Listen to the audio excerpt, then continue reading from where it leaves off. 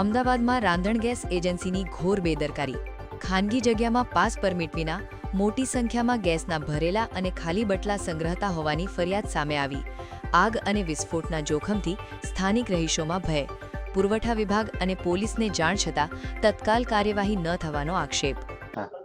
આપણે નવા વણઝરવાસ ખરું ને સરખેજ વિસ્તારમાં, ત્યાં ગેરકાયદેસર બાટલાનું ખરીદ ને વેચાણ થઈ રહ્યું છે. બરાબર. અને ખાસા બાટલા 30-40 બાટલા ત્યાં એ લોકોએ સંગ્રહ કરીને રાખેલા છે. તો મેં કીધું આવી જાવ તો હું બતાવી દઉં તમને. પોલીસને પણ જાણ કરી છે અને તમે આવી જાવ તો વધારે સારું.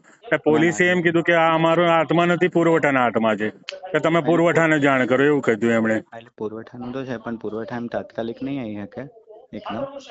કારણ કે તમે તાત્કાલિક નહીં આવો તો ત્યાં બાટલા એ લોકો આગા પાછા કરી નાખશે, સમજ્યા? કારણ કે પોલીસ તો એમ જ કહે કે અમારા હાથમાં છે જ નહીં આ બધું, એવું કહી દે. પોલીસને લેખિત આપી દો ને મિત્ર એકવાર.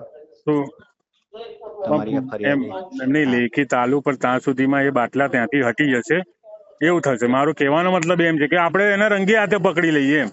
એવું તાત્કાલિક નહીં થાય મિત્ર. તો પછી હવે આને કેવી રીતના કરવાનું બાપુ? એટલે ને વિડીયોગ્રાફી નામ કરી રાખો ને. વિડીયોગ્રાફી કરી લઉં પછી પોલીસને જાણ કરી દો. હા, અને પછી તમને કામ તો તમારે કરવાનું ને બાપુ.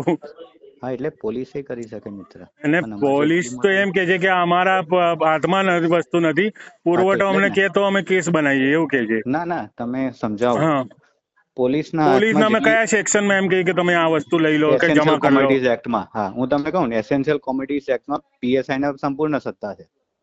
બરાબર. હા, એસેન્શિયલ કોમોડિટી. હા હા, જેટલી અમને સત્તા છે એના કરતા વધારે એમને સત્તા છે. અમારા એવા કોઈ ફેરની ના એવા ક્લર્ક કે કોઈ છે નહીં અત્યારે અવેલેબલ.